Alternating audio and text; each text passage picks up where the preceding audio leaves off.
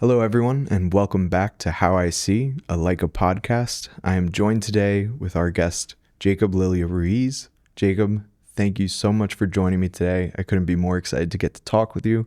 We've been kind of building this relationship over the last few years, and it's a pleasure to actually get to sit down with you and have a conversation. Dude, I'm so excited. And that was a crazy well pronunciation. Thank you. I did good. Name. I just that doesn't really happen in my life. That's why I've abbreviated it and then gone by different, names online. Yeah. So you killed it. Thank you, man. I try to because I feel like people butcher my name a lot too. And it's like Devana, Devaney, stuff like that. So I try my best and that means a lot. Killed it. Thanks, brother.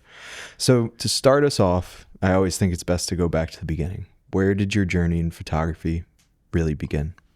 Ooh, I feel like I started messing around with cameras around 15. I always loved YouTube, and I don't know, growing up, I grew up with the internet. I feel like as a kid, at least, I'm about to turn 30. So YouTube was amazing. It was a place you could find infinite rabbit holes to explore.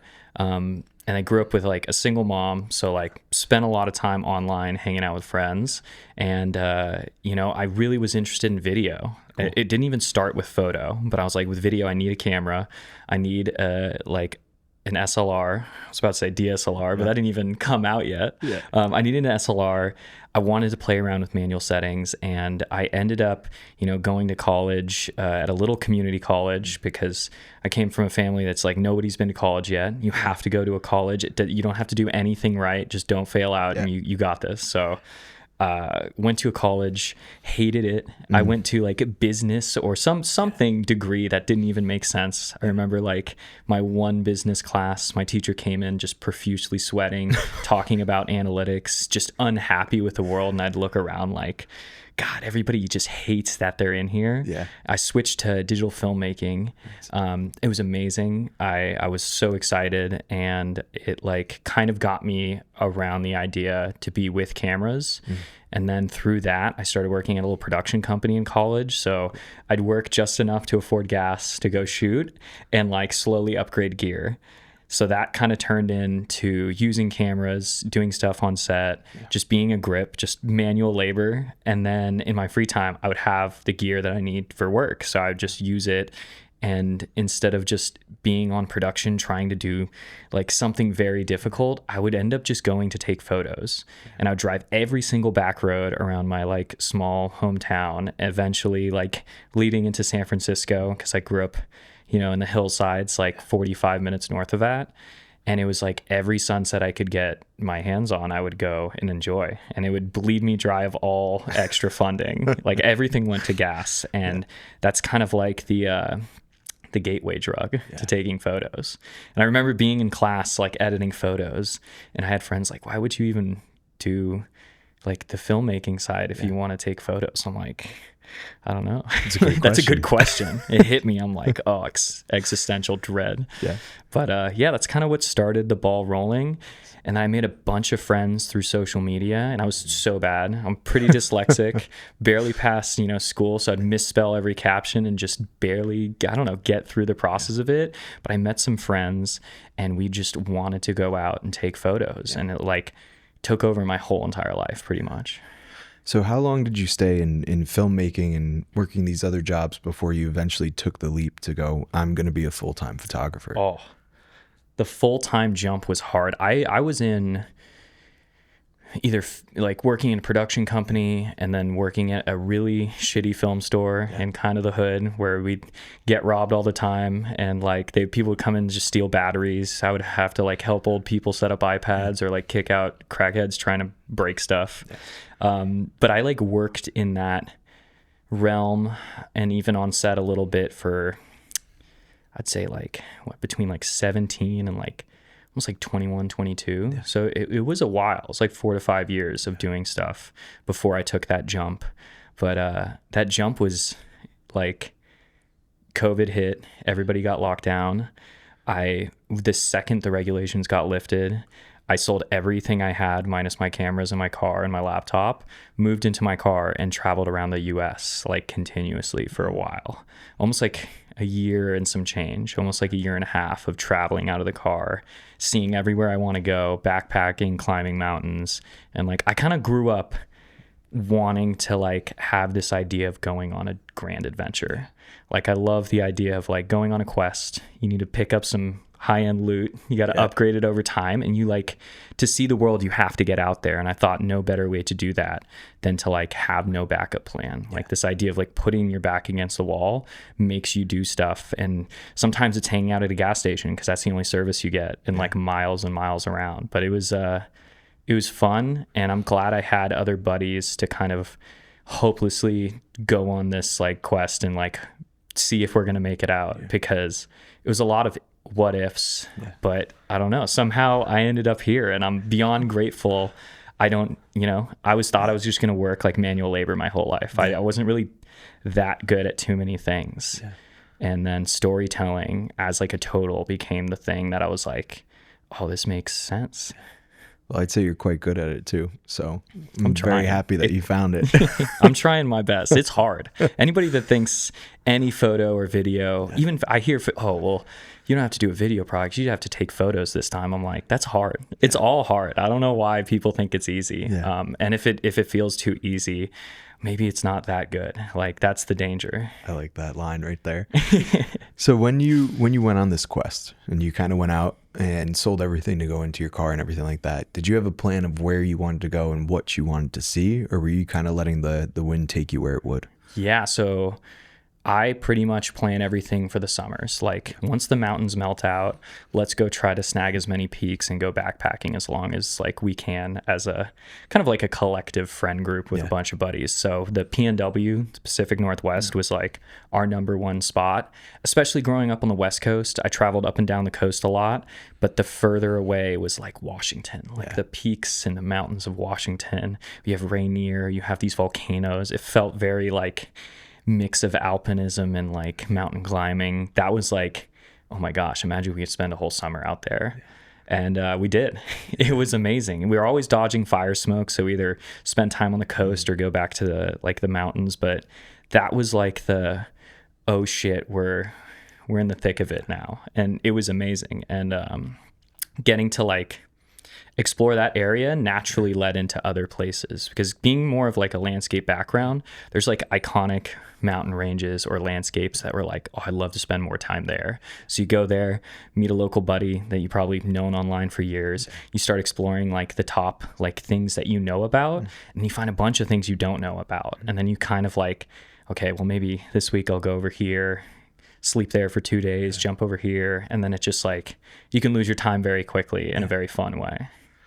So being a landscape photographer and going and searching out these just beautiful, vast portions of our natural world, especially in the US, was that what you were always drawn to when you first started photographing, or did that develop as you were getting into photography? I guess I was always drawn to like nature outside of photography. Like, I would love that environment, and I want to, spend my time there. Like, as weird as it sounds, like a hero of mine growing up was like Bear Grylls. Yeah. I remember, growing up, single parent in my house, my mom's like, please don't just run away to the woods. I was like, yeah, but Bear Grylls, he's the man. And then there's like a bunch of like different, I don't know, idols in the outdoor space that kind of came up. But like, I think I've always been interested in landscapes, but I really like traveling. Like, my mom is from Sweden. She came here when she was young with like kind of a plan, but like loosely like, hey, we're going to figure it out. Yeah. And that idea of traveling without like a direct need for like an end goal, everything written down, I don't know, I'm super down for that. Yeah. Like, I rather take life more of a Anthony Bourdain approach than to like think I have to be somewhere and check off a list. Yeah. So yeah, I do love landscapes, but I love traveling overseas. Documentaries, like, I guess the second at line, my bridge to street photography is like documentary, because I still love the landscapes, but I want to see an environment. And I think a place has just as much character as a portrait if like captured well. Like, you can see the fingerprint of like a human culture at a place. if you spend enough time there and like learn the customs and be willing to see it, because in a modern day where things are so fast paced, a camera let me really see like the important things the world had to offer instead of, deciding that it was a checklist to go do. So hopefully I get to see more and more places as time goes on. That's all I can wish for. Yeah. And with that almost style of traveling and that mantra, do you find that the moments that are presented to you are almost deeper experiences because they're not fully planned out? Yeah, I don't know. Sometimes it just hits you. You could be like alone in a different country, sitting in a park and just be like, the world is amazing. Yeah. Or you could spend too much time not talking to a single person or speaking the same language where you're like, oh, where am I?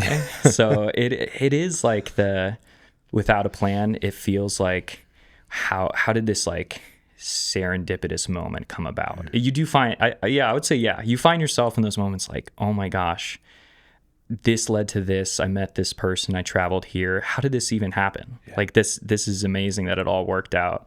And it's like, thank you for, it's like, thank God I just traveled here that random day on this random time and was nice to a person. There's something about solo travel too. Like when you're by yourself, people will invite you into their lives. It's harder with a group of buddies. When you're like 4 or 5 people, no random person in like a restaurant's going to be like, come down, sit, hang out with us.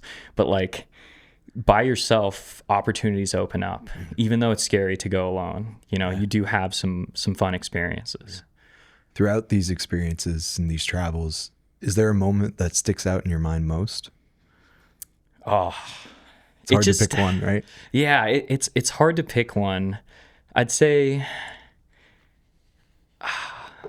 nothing like individually, I think, was like the aha moment outside of like the best of the year thing that happens, kind of. Because like I'm so grateful I get to do this for a living. Like I grew up just editing in my room. Like just like everyone has a hobby, I was editing photos every day, like 4 to 5 hours a day every day, which seems like incapable to like most people. I say like, are you sure you're doing that long? He's like, yeah, you just edit at night, hang out, chat with buddies. Like I was just doing that for so long. The fact that I even get to do this is insane to me. Like so like nothing individually stands out. Like getting to travel to Italy for like a month in the Dolomites was like a crazy landscape versus like moving to the desert in Utah, which was like an amazing like leaving home adventure and like finding a new tribe. I had moments in like native territories in the US with like native guides, and I have a bit of that in my background. So that was like, oh my gosh, this feels like connecting back to some ancestry. Or I don't know, beautiful sunsets in the West Coast where there's like rolling fog over coastal hills, where I've probably gone hundreds of times. In like small moments, there's probably like the sky lights up like fiery red with fog falling over, and you're like, oh my God, this is all the things happening at one time.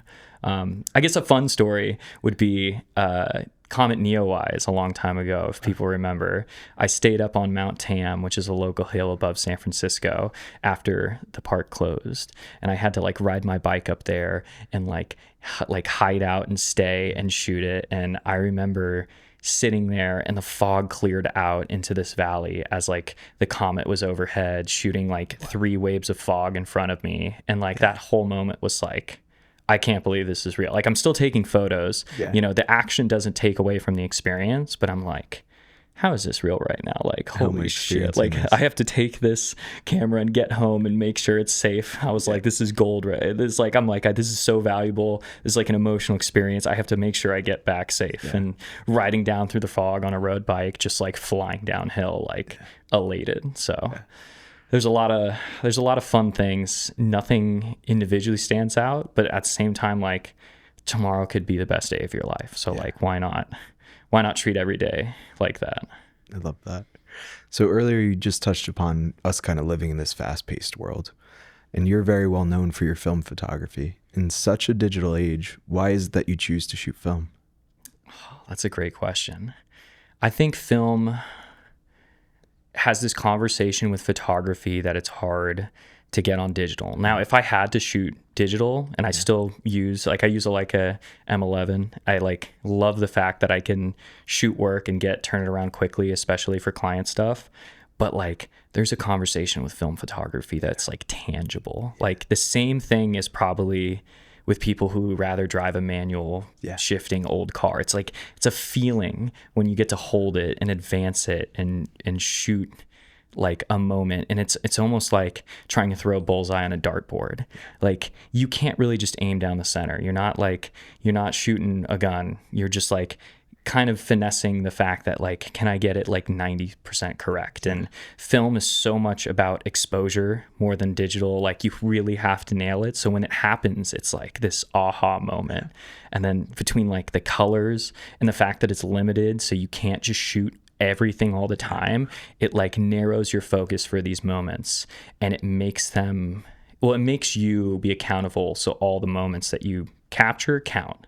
Like, I don't know. I get too excited talking about it, but it's something that I was already in love with photography when that like really fell into my lap around like 2019.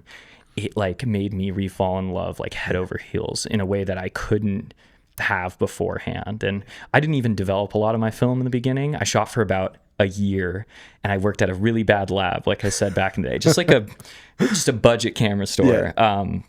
And I got like 2 rolls developed and scanned, and they sucked, and I was bad, and they were like cold, and it was like full of dust, and they were blurry. Like it was a horrible experience. I'm like, shooting film is just not that good. And then I kept like loading up for like a year, and I had like 35, almost 40 rolls. I saved up. I like turned them in San Francisco at a good lab. It cost like, I don't remember, like $500 at the time, which was like, oh shit, that's a big investment.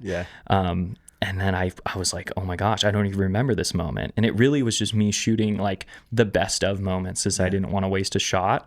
So it was like 1 year of just the best of highlights, and like getting reintroduced to those memories was like insane. So after that, I secretly on the side started a film page outside of my own digital work. Didn't really tell like a lot of my buddies, just kind of did it secretly overnight, and then was posting every single day and just not really having my family know or anything.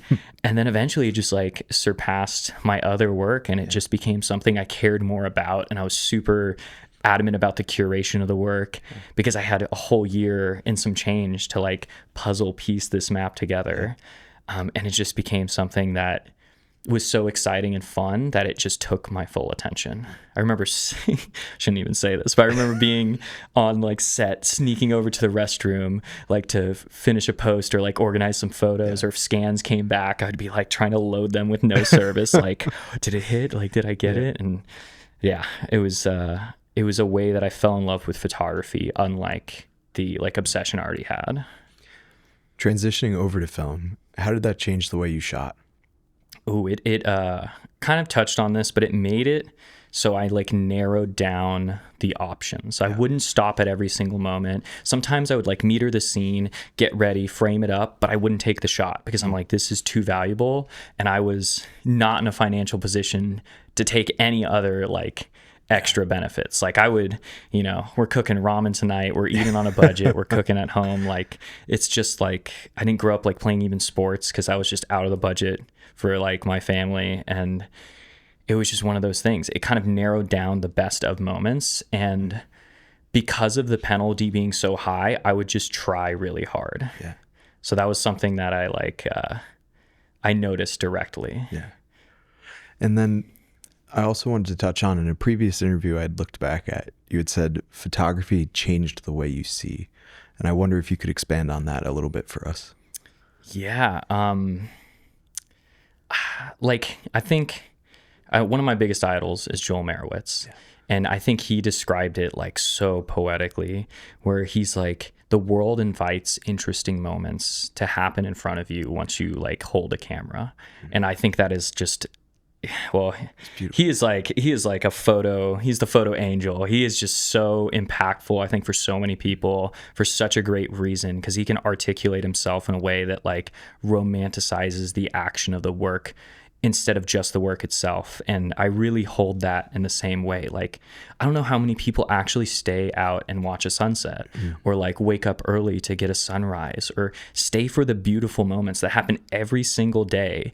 And maybe it's just an excuse to get a photo. Now there's so many people taking photos because their phone. I hope more people are noticing like beautiful moments, but like you could live your life just being blind to them and you wouldn't even know it happens. Like, I don't know if I would ever go up to Mount Tam in San Francisco if I didn't stay for sunset. And there's so many people who drive home. Oh, I want to get home before traffic. I don't want to be out there too long. What if we get hungry? It's like, sure, be hungry. Like, you will see an amazing thing that I don't think even has like a monetary value as a benefit. It's just for being a human. Like, you just get to see something beautiful. And I think it makes life more worth it. I think more people would be happy if they got to notice the beautiful moments that are surrounding them. And it's easy to be distracted. So you kind of have to put an effort to have that happen. But once you do, I don't know, a camera is a perfect excuse to like want to go see these things. I don't think you could have said that any better. I feel like it invites you to actually see and to pay attention to little things even that are happening around you every day. So I wanted to go back to when you went traveling, sold everything, decided to get in your car. I was curious, in that moment, was there something that you were searching for when you went out and did that? Oh yeah. I think it's just the human dilemma is you search for a purpose. Yeah. Like, there's a lot of things you can do with your life. Nothing is very guaranteed. Maybe I know different people have different pressures from family, life expectations. Like, we need a purpose. Like, it's hard to go through life not knowing what you want. And deciding that is like a pretty big question. Like, that changes, your perspective changes, life is difficult, I think, for everybody. So like finding that I think an obsession makes people, I don't know, it could make you unhappy at the same time, but I think an obsession lets, your human nature really go to the full extent. Cause like people want to like make things, I think, by default. Being a human being is like wanting to make something. And then, sometimes you don't get the opportunity, or sometimes you find it later in life. I'm super grateful that I found it earlier in my life, because I don't really know where I would be without it. Like my dad grew up in a harder background. He grew up with like a family of 18. He grew up picking fields in Central California. Like I'm not that tough. Like he grew up as like a rough and tough boxer riding Harleys and like, some nefarious activities. Like I am super privileged to grow up in the Bay Area, and I didn't grow up with a lot, but like realizing that I could like have a house and like have food, like that's a pretty big step up. And I thought I would be working manual labor and I get to make stuff for a living. That's insane. So already by default, that's insane. Why not lean into that full stop? Like, why not just go and get obsessed with it? And I'm sure I've missed so many friends' birthdays. I haven't been there for family all the time. I have like a half brother that I love, but I don't get to see him all the time. Like everything was in a sacrifice to be able to do it. And if I don't try like my hardest, I have wasted all that time of everybody else who cares about me. So like, I don't know. It's not something I want to do. It's something I have to do. Low-key, that's what it feels like. No, it's a beautiful thing though that you were able to find that, because I know people spend their whole lives kind of searching for that something. And I guess that leads to a good question. How did you go about finding that for anybody out there who is looking for their passion, whether it is photography or anything else? Or did that more so even find you?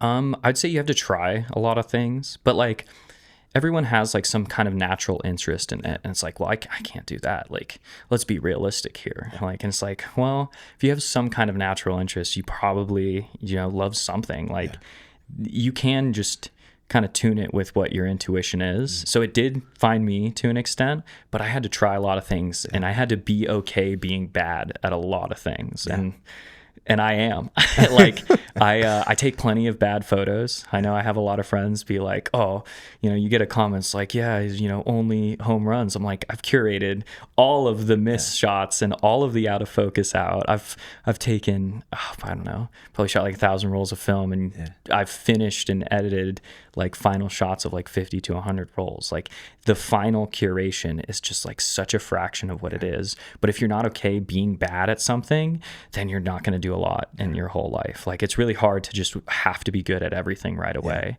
And the same goes with like wanting to start something. It's very scary to want to start and take the leap of faith, even if it's just a hobby. But if anybody wants to take more photos, bring your camera with you more places is like the easiest way to start. And it doesn't have to be the nicest camera. I do, controversially, I think gear matters to an extent. Yeah. And I'd love to touch on that. Like, I do think gear matters. If you want to shoot a wide angle scene with a 50 mil, good luck. You could probably stitch in like 8 photos, but like gear matters to the extent of if you're actually going to bring it with you and like carry it with your everyday life.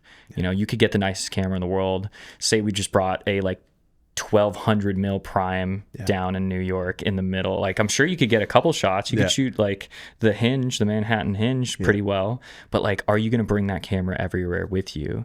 And that's why like, I love the M6. I'll die with the M6 or an MP. Like, it doesn't matter to me. I could, I'm sentimental to this camera that's in front of me, but if it broke or, I've been robbed a couple of times in SF, like if I had to give it away, and I'd get the same tool because it's just a tool. But like, make sure you have a tool that makes sense and don't like, I rather spend money on a plane ticket than a new lens. But I rather have the lens to let me shoot than leave on the plane. So it's like, get the gear that matters and bring it with you, because it doesn't matter if it's sitting at home, to be honest. So you end up going into some like great lengths to get some of the images that you do, whether it be hiking or getting to these areas. How do you prepare for those moments so that you know that you're able to get that shot? That's a great question, dude. Thank you. I spend the winter like training. I've like always been into, I started out as a fat kid, I love, that's the real origins, a self-conscious fat kid. And I got into fitness like in high school, lost like 50 pounds in high school, and it like totally changed my life. And then I realized like, I was pretty scared at the time. I, barely passing school, trying to get through everything. But I realized with the fitness side, like if you try consistently enough, like you can get there. I might get there last. Like I'm not going to be in the front of the line, but at least I'll get there. And the same goes with like, training in the winter, trying to like keep up with shooting. Like you have to shoot. Like if I don't shoot for 6 months, I'll be so sloppy with a rangefinder, I'll miss my photos. Or I shoot a lot of landscapes. Now when I come to New York, it takes me like 24 hours to like warm up and like really know my like zone focus and like get everything dialed. It might take me like 2 or 3 days to feel like fast and comfortable, but like, training in the winter, making sure I'm shooting, and like, if you send me a photo of a place, I will like background Google Maps search it until I find it, or go on like 3D maps online. I'll definitely check the weather on radar, check the cloud pattern. And this is all stuff that I've learned like with friends kind of growing up, but like there's always a better person to learn it from. So I have buddies who are like just killer with weather. I'll ask him, I'll be like, yo, I'm going here. I only have this day. I'm in the middle of nowhere. I've traveled super far. I'd have to backpack 2 days to get there. I need to make sure like it's not just raining the whole time. I'm not going to lead it up to faith. And then I'm also going to like check the lighting direction. I'll always kind of check where the light or the sun's going to rise, where the sun's going to set, if I'll have light on the peak in front of me or if it'll be behind me. Like there's an amount of research that matters. But when I'm there, I'll just shoot just naturally. Like I'll plan a shot, but it doesn't have to like kill me to get the exact photo if it doesn't go to plan. But definitely just not going in blind. So I guess, now thinking about it, there's a lot of prep involved, especially with some landscape. I need to know like the focal length I need for the scene. A lot of times I'm like never wide enough because landscapes is such a wide thing that I'm always trying to look for a wider angle lens. Like from like I rented the 21, I had one lens for like a year and a half and one camera at one point in my life. Just one camera, one lens. It made life really nice because I could just hold the camera on me with like 3 or 4 rolls of film on a backpacking trip and just be set.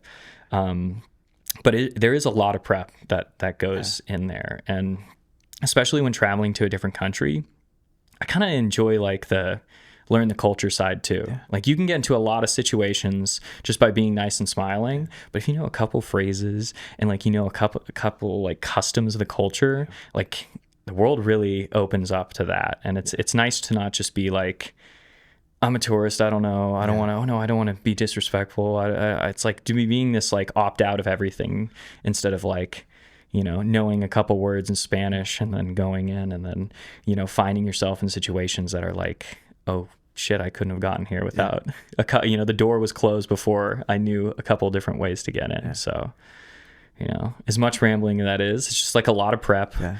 You know, knowing what you want to do and then just going with the moment and like letting, you know, being active. Like it's easy to be distracted. You know, it's nice to like almost not have music in and like be fully into the moment and just focus on that. Touching on the connections, especially when you're abroad or in other countries and opening yourself up to the people, has there been any encounters that have led you to a photograph that you had not been planning, where it was like just that connection with that person led to you creating an incredible image?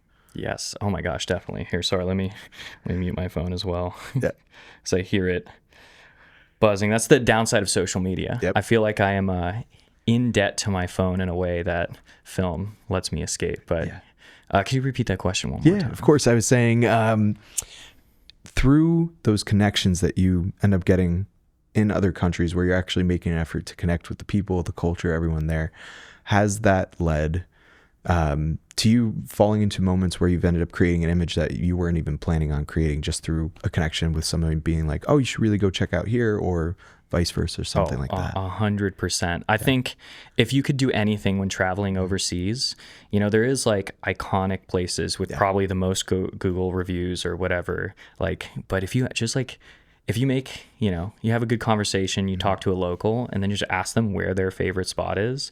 Oh my gosh, you end up to like the best places, like talking to a real human being and being like, hey, like where would you go? And that's led me to like different restaurants, different overlooks, perspectives that you wouldn't know, a little local beach side. Like everything is better from the local side.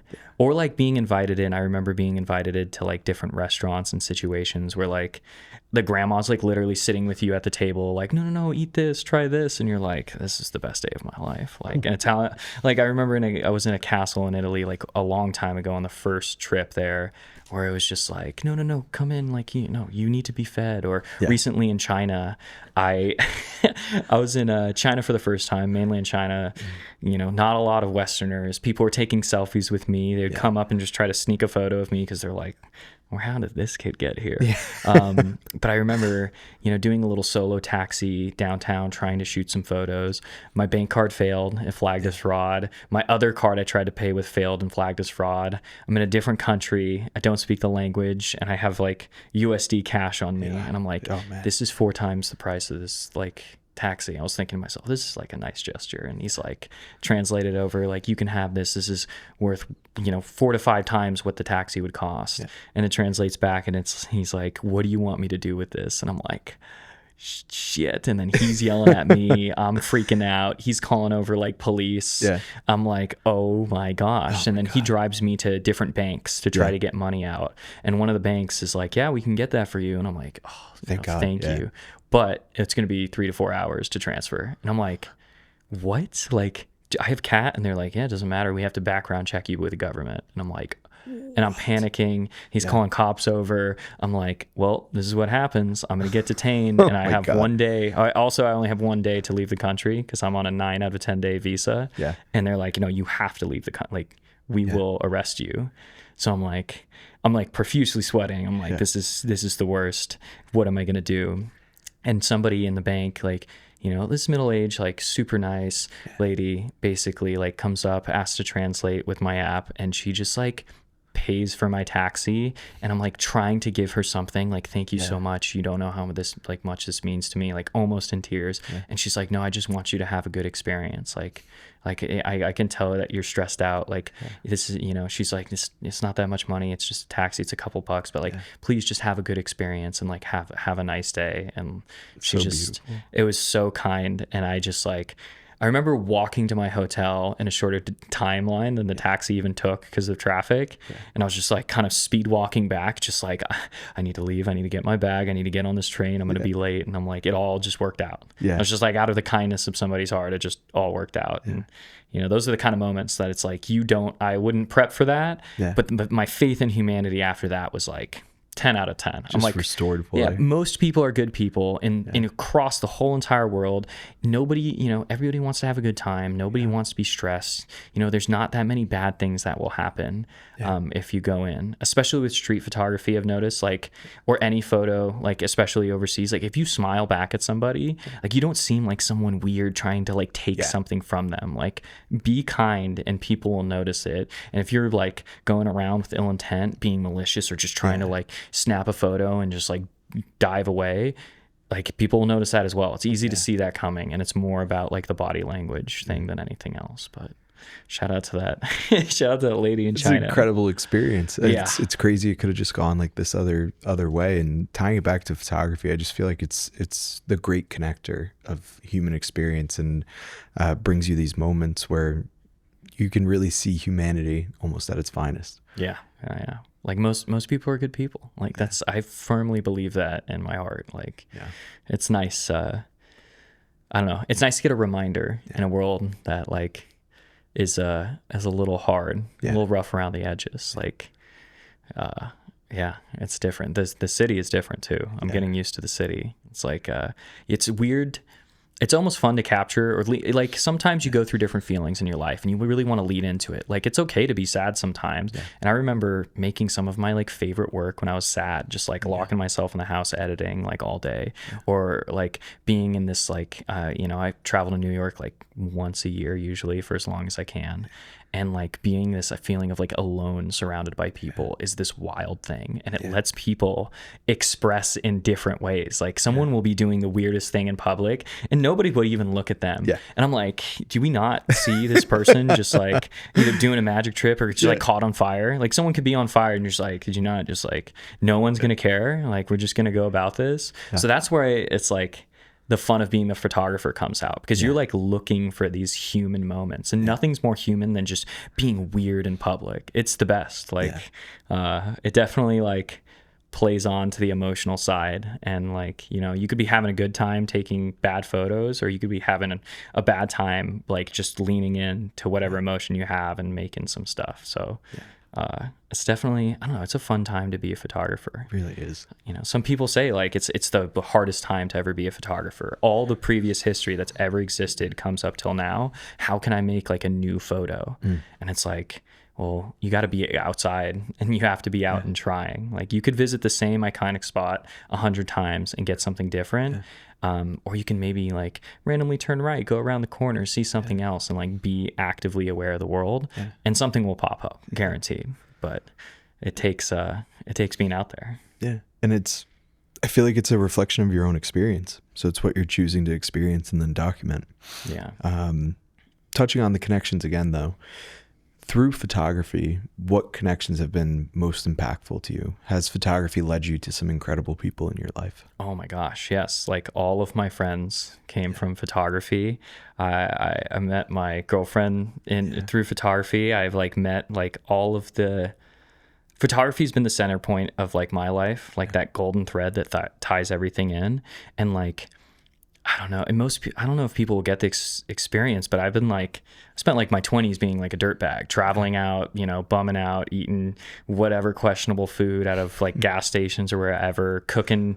You know, I built a little bed platform in my car, so it's like full time living in the car, and like roughing it with your friends, or like, you know, keeping up with different people and seeing their work develop. Like, you get to see a different sense of a human being, like to see what someone creates and how that changes over time. Like, I've known some of my buddies like, you know, 7 to 10 years, and we were not great at the start, and we've progressed and gotten better, but I've seen them as a human being, like be like, I've seen my friends become adults as a human being, but I've also seen their work mature at the same time. And it's like crazy to get to like, I don't know, have that experience. Like, it is like every like all my best friends I've met through photography. I grew up with some amazing friends that like, you know, were in my hometown, but nobody wanted to travel.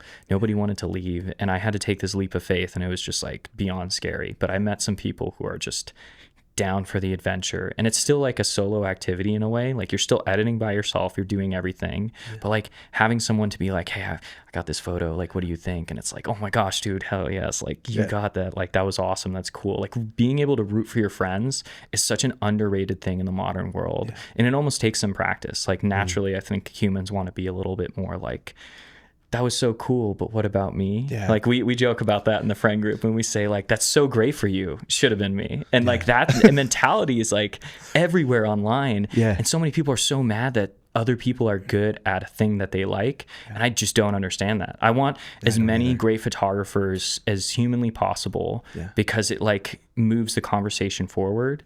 But also like I'm like selfishly wanting to ingest good photo. I want to look at good stuff like all the time. And I won't like not watch a movie because they're a great director. That's insane. It's an insane take, Or like I like one band. I want nobody else to make music.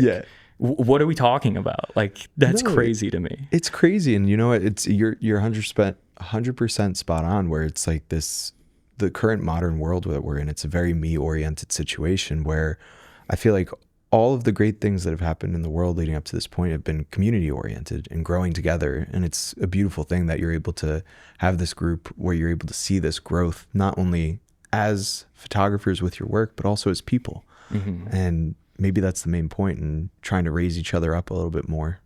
But it's beautiful that you're able to experience that with everyone too.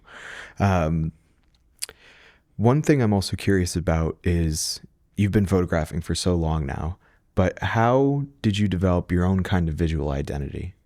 Oh, that's a great question. I think that's, at least online or anywhere that I talk to almost anybody, and it's like funny because I never talk about this to any of my friends, because like that kind of natural, we've seen each other's style, like we said, grow, but like to develop your own voice, so to speak, is such a conversation with consistency that I don't think there's a direct way. Now I do think, and I always kind of try to like block out, like you should have things that you like and things that you dislike. Like you don't, I don't really have to tell you what like music you are interested in, what clothes you like wearing, or like things that you prefer, but you do like, you know, you could be lukewarm about like, hey, yeah, it's pretty good. It's great. Yeah, that's fine. That's fine. It's like, no, like develop your taste by like really enjoying what you like. Like my saved folder online is humongous. I don't have to just look at my own work. I love saving and organizing work as like a total.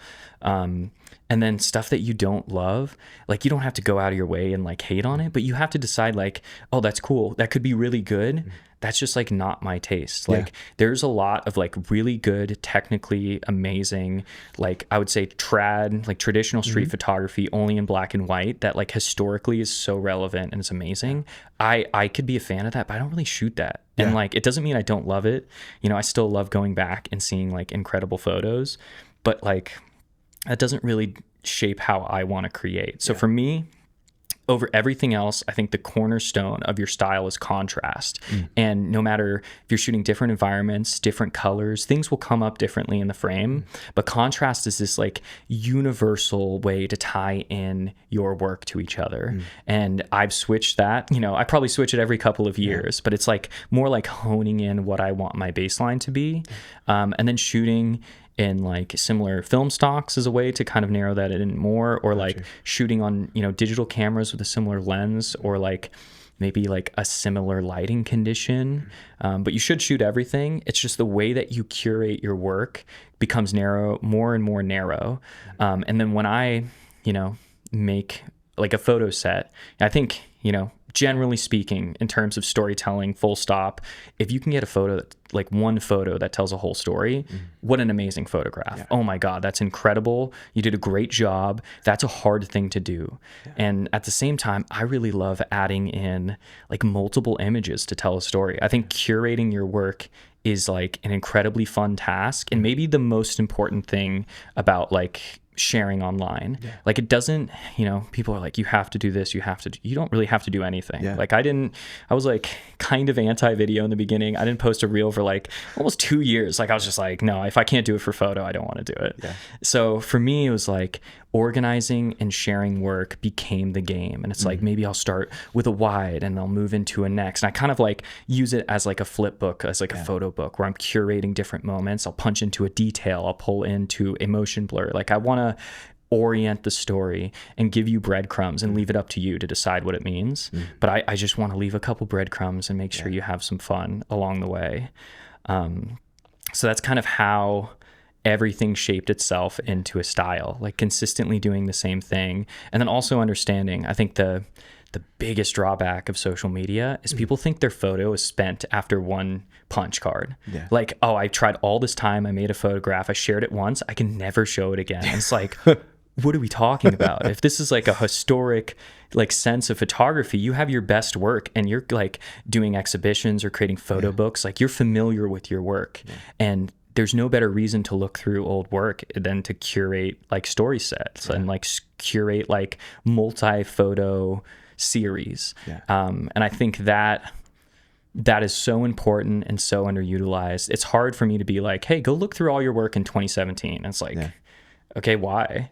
Or it's like, hey, can you like show me all of your blue hour images? And then in 2017, you took this, maybe a ferry ride and it was awesome. And you shot this thing and maybe it's not your best shot ever, but as a collective story, it really hits on a note. And just because it's shot back in the day doesn't mean like it's gone. Like it's definitely a thing that maybe we live in a throwaway culture a little bit. You know, to quote like Fight Club, like it's a single serving size for everything. But I don't know, like being able to curate your work leads to your style more than anything else. And there's a lot of people that say it has to do it certain ways, but I whatever gets you there, just as long as you don't stop. Like most people will do something they love, but it's really hard to not burn out or embrace that you did burn out for a week, take some breaks and go back into it. But like, there's so many things that can stop you from doing the thing. Consistency is like all you really need to focus on. And then the work will be made over time. It's a great piece of advice. And it's incredible to hear about the intentionality behind how you're developing a story when you're sharing it. Especially in today's age, I feel like that doesn't happen as often. So it's really cool to hear behind that process, and because I've seen your work for so long now, and now I'm like, wow, that really is the process behind it. You're telling a full story behind everything that you share. Oh, and thank you, dude. Of course, man. I'm trying. Let's see if I don't know if it hits all the time. I think you're doing pretty good with it. Oh, thank you. But I think this is a great segue to go into looking at some of your work and some visual identity that we're touching on. So we'll go into our unframed segment here, and what I'm going to do first is for our audio only audience, just give them a little explanation here, and anything I miss, feel free to add in when we go into the story behind the image here. Perfect. Now, the first image that we're looking at here is this stunning landscape. And the thing that is really interesting here is it's a film burn. So I'm curious to hear if this is the first half frame of the series or if it's the last. But the image itself, starting to go into the middle third and edging into the upper third of the frame, we have this beautiful mountain backdrop with the sky behind it. In the middle portion of it, we have this beautiful foliage and greenery. And then as we start to go towards the bottom third of the frame, we see the reflection in this water of the mountain and the sky being framed by the foliage as well. And coming from the right bottom third of the frame too, really great composition here because it's the foliage itself and the grass is leading us to the middle portion of the frame here. Jakob, please take us through this image, a little bit of the story behind it and how it came to be. Yeah, this is I think this is my favorite film burn. I love film burns. I've collected as many as I can. A little like tutorial on film burns is you load your roll of film. Sorry, it can't be a point and shoot, but you load your roll of film. And then instead of shooting your safety frame, which usually your counter will start at like -2, most people shoot a couple of times when they set up their film roll and they're ready to go. I load my roll and I stop and I don't shoot anything. And once I get to the scene that I want to shoot, and this is a sunrise at the Grand Tetons, I will not even load my roll the morning of because I don't want to accidentally waste that frame. But right when I'm at the scene, I'll load it and shoot the first maybe 3 to 4 images of the same exact scene, typically horizontal because a lot of times you'll cut up your composition if it's a vertical orientation. But I shoot it, and then between shot like -2 and 1, they will be a film burn. Every single roll will have a film burn. You have like this potential to like capture like a little bit of, a little bit of chaos within whatever the start of the film emulsion is for the light sensitivity. And I love film burns. Like it's usually a first of a roll shot. But I've collected hundreds of these, and sometimes they're just dumb random stuff. And lately I've been really focusing on my favorite composition. Like I will miss some frames so I can shoot a good frame on a film bird. And it's just like, it's like an imperfect frame and on purpose. I love it. And it's so fun to kind of capture those moments. But this is a place that I've spent so much time. This last season, I've actually like climbed the Grand Teton on a little free solo mission. Wild. It was very exciting, very spicy in certain parts, but like not too bad with some, climbed for like a handful of years, and, keep yourself safe, keep yourself hydrated, and train up for the fitness. And it was a great life experience. But it's one of my favorite photos of all time. And it's really hard for me to like, I don't know, I enjoy my own photos, but it's more about like capturing a moment and a memory. But like, I love film burns, and this is like probably, I don't know, my best one. And I recommend everyone shoot film burns. Like, please, like, load your film, don't take a shot, wait till you get to the place you want to go, then take your first like 3 or 4 shots in a row, and you will get a film burn through something. It is one of my favorite things, part of analog film. Well, I'm definitely going to be doing it going forward now on. And it's so cool to hear that you have a collection of this. It would be really cool to see like a full curation at some point of all of the film burns that you've collected. One day there'll be a photo book of only film burns, but it has to be like 5 to 10 years of work. I want to make it like, because some film burns are just, oops, I shot this of my feet in my car, and it's like, great shot. So it is fun. It's something that's fun to collect, and I'd recommend anybody do it. It's like it's a huge, cool aspect. And you, like other images, I could edit to make it maybe look like film. Sometimes online you don't know when it is film. This is clearly 100%. A film photo, and it's just like in your face, and it kind of yells at you. So that's a good memory. I love too that it's celebrating the imperfections, like how film, it's not always going to be perfect either, and it kind of celebrates that portion of it. I messed up a lot of sunsets on film because sometimes exposure's so key to film photography to get the colors that you want, and people are like, just like blast it a stop or two over, and I'm just anti that. I'm about metering for the specific light that you want. Imagine you have a laser pointer on your camera. I know it's more of like a cone shape, but like, if I want to expose during a good sunset, I'll aim for the sky. I'll put it right at the high end so it doesn't blow out the color, and then the rest will fall into more of a color that it's intentionally meant to be. Like, you can always expose your film, but the idea of like only aim for the shadows, I hate that. Like I'm by myself who say that. I don't know a lot of people who say that, but I will share that with every person I meet, because I think it's a lie. I think most people lie to us to be safe and don't underexpose your film. And it's like, no, exposure is like part of the art of shooting it. Like, it's hard to hit a bullseye. If you got it every time, that's like that's not that cool. Like, we're all trying for something difficult. So like, expose for the place that you want. If you expose for the highlights, you'll probably get a darker image. Maybe that's amazing in a high contrast scene. But for sunset specifically, I'm like 2/3 of a stop overexposed. In terms of like the highlights, and it's just enough for it not to fall out. Sometimes like I would do a half stop. A lot of cameras, it's always in thirds, but like you can be right in between. An aperture is continuous, so you can just not be on a click and still hit it. So exposure is everything. Love it. Love that tidbit there. Going into this next frame here, for the audience that is just listening, we have this gorgeous landscape in a vertical orientation here, and there's a woman in a canoe starting to get towards the middle of the frame, and it's this beautiful red canoe too, which I really love, and it adds this pop of color in a sea of blue and green, and then the mountains in the background. And she's directly towards the center of the frame, looking out at this gorgeous, vast landscape. And again, there's these beautiful reflections in the bottom third of the frame of the sky and the clouds above. And the image itself just leads you towards the center, off to this vanishing point where the mountains end up kind of disappearing. And it's an unbelievable shot. Walk us through how this was made. Oh, thank you. This is in Glacier National Park. I think this is Bowman Lake. I drove like with a canoe strapped on my top of my roof for like, I don't know, 25, 30 miles off road. It was a group of us shooting on a trip to Glacier in the summer. There's a lot of wildfires that like kind of ruined the landscape after we were done with this day. We actually had to leave because of wildfires. Super smoky, but we got this like little time window where we got like just this beautiful evening. And this is my first time in Montana this trip, and it was just like there's a lot of grizzlies around. It's like kind of a scarier place. Like you don't want to just like walk back to your car by yourself, and you have bear spray on you all the time. And it's just like this moment, like this super still glassy moment. It was a beautiful sunset that evening, but for some reason, like afternoon light on film like makes me like even happier. I don't know why. It's like something that I grew up always wanting to chase sunset, hoping there's always pink clouds, following cloud patterns and weather. But like sometimes there's just some good golden light like does it. And I think that's a gift that film gives. You're allowed to shoot during the middle of the day, where sometimes, back in the day on digital, old school, I call it like tripod uncle mentality.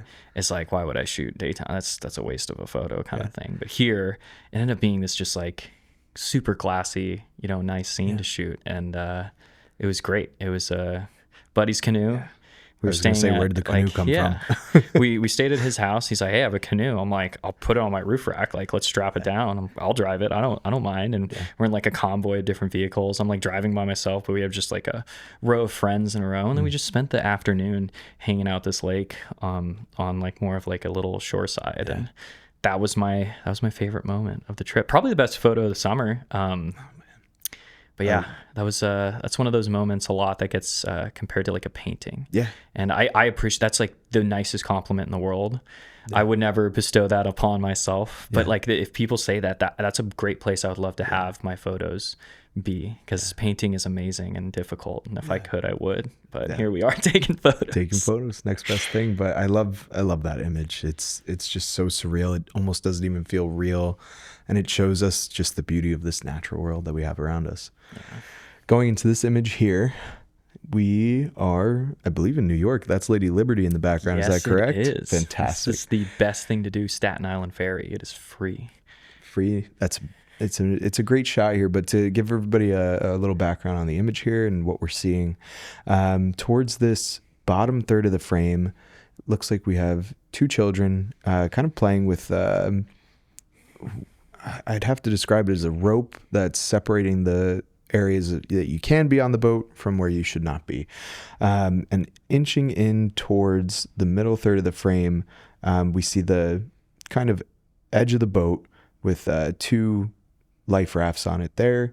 And it's a double door opening up to the scene of the New York skyline in the background, Lady Liberty in the middle of the shot.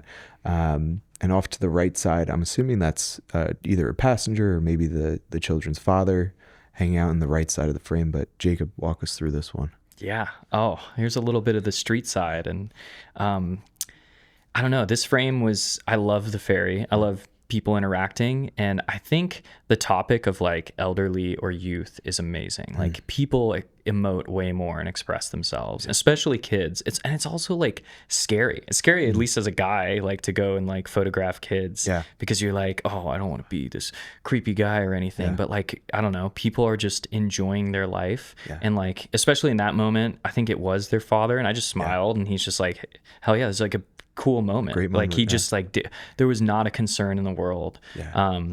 But like I love subframing, so putting like the subject followed through in the middle, and then we have like the two layers of the kids kind of on the outside and the girl like playing with the string. Like there's just a lot happening.